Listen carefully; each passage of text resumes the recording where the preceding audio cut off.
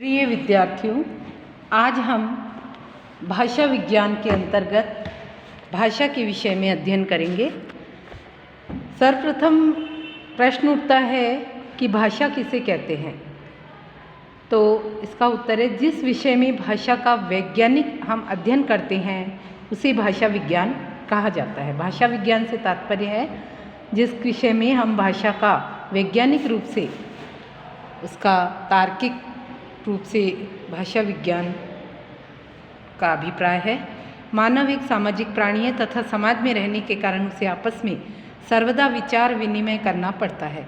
कभी वह शब्दों या वाक्यों द्वारा अपने आप को प्रकट करता है तो कभी सिर हिलाने से उसका काम चल जाता है, यानी संकेत के माध्यम से भाषा और एक बोलने के बोली जाने पर। अब हम परिभाषा लें यदि भाषा की, तो अपने व्यापकतम रूप से तो भाषा वह साधन है जिसके माध्यम से हम सोचते हैं तथा अपने विचारों को व्यक्त करते हैं। किंतु भाषा विज्ञान में हम जिस भाषा का अध्ययन विश्लेषण करते हैं और उसे लिया जाता है, जिसके द्वारा हम सोचते हैं, भाषा उसे कहते हैं। यानी सोच करके पहले हम मनन द्वारा उस सोच को सोचते हैं, उसके पश्चात शब्दों से उसको बोलते हैं, जो बोली जाती है, सुनी जाती है। भाषा की अनेक परिभाषाएं दी गई है, जैसे कि भाषा शब्द संस्कृत की भाष धातु से बना है, जिसका अर्थ है बोलना या कहना, अर्थात भाषा वह है जिसे बोला जाए। प्लेटो ने सेफिस्ट में विचार और भाषा के संबंध में लिखते हुए कहा है कि विचार और भाषा में थोड़ा ही अंतर है। विचार आत्मा की मुख या अध्वन्यात्मक बातचीत है, पर वहीं जब ध्वन्यात्मक होकर होठों पर प्रकट होती है तो हम उसे भाषा की संज्ञा देते हैं। भाषा विषयक मूलभूत बातें हैं। भाषा वक्ता के विचार को श्रोता तक पहुंचाती है, अर्थात विचार विनिमय का एक साधन है।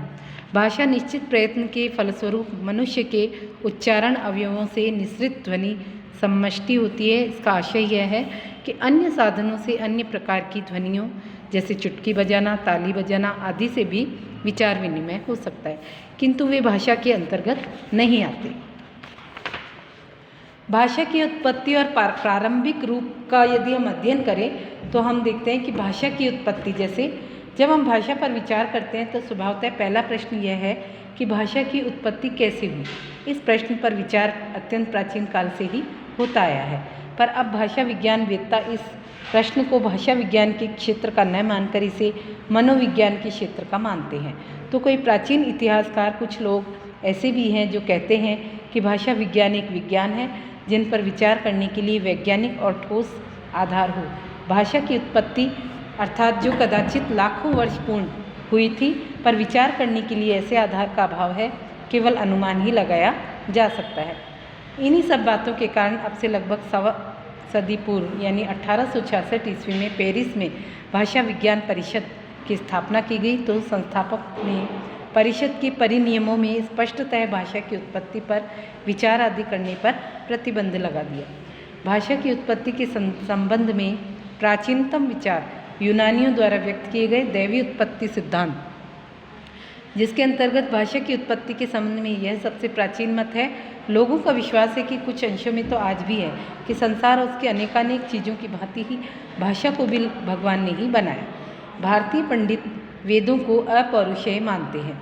उनका दृढ़ विश्वास है कि संस्कृत को ईश्वर ने बनाया और फिर उसी भाषा में वेदों की रचना की। संस्कृत को इसीलिए देव भाषा कहा गया। इसी विश्वास की ओर संकेत है कि संस्कृत भाषा तथा उसके व्याकरण के मूलाधार पाणिनि के 14 शिव माहेश्वर सूत्र संकेत हैं। ईश्वर निर्मित होने के कारण ही से सनातनी पंडित संसार की सभी भाषाओं का मूल मानते हैं। बौद्ध पाली को भी इसी प्रकार का मूल भाषा मानते हैं और उनका विश्वास है कि भाषा अनादिकाल से चली आ रही है। जैन लोगों के अनुसार या जैन मत के अनुसार अधर्मागधि के केवल मनुष्यों की ही मूल भाषा नहीं है, बल्कि सभी जीवों की मूल भाषा है। जब महावीर स्वामी उपदेश देते हैं तो क्या देव योनि के लोग और क्या पशु पक्षी सभी उस उपदेश को सुनते हैं। ईसाई और उनमें से प्रमुखतः कैथोलिक लोग हिब्रू को संसार की सभी भाषाओं की जननी मानते हैं। उनके मतानुसार हिब्रू आदम और हव्वा को पूर्ण विकसित भाषा के रूप में भगवान द्वारा दी गई थी। मुसलमान लोग कुरान को खुदा का कलमा कलाम मानते हैं। मिस्र में भी वहाँ के प्राचीन लोगों का अपनी अपनी भाषा के संबंध में कुछ ऐसा ही विश्वास था। प्लेटो ने सभी चीज़ों के नामों को प्राकृतिक या प्रकृति प्रदत्त कहा था। यह भी दैवी उत्पत्ति का ही एक सिद्धांत है, मत रहा है।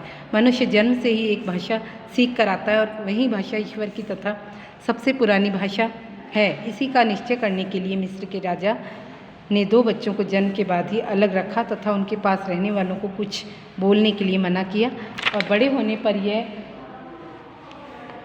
मुंह से केवल बिकोस का अर्थ है रोटी शब्द ही सुना गया। रोटी देने गया तो फ्रिजिशियन नौकर गलती से बिकोस शब्द का उच्चारण कर दिया था। तो कहने का तात्पर्य है कि व्यक्ति जो छोटा बच्चा होता है परिवार में जैसे बड़े बोलते हैं उसके अनुरूप ही वह भाषा को सीखता है और वही भाषा वो उसको समझ आती है और उसी भाषा को वो बोलता है। तो बच्चा इस तरह से प्रारंभ में सीख कर नहीं आता है माँ के पेट से, लेकिन बाद में वह जैसे जैसे बड़ा होता है आस पड़ोस हो, समाज हो या परिवारजन है उनके द्वारा बोली जाने वाली भाषा को वो धीरे धीरे बोल करके अपनी भाषा को विकसित करता है।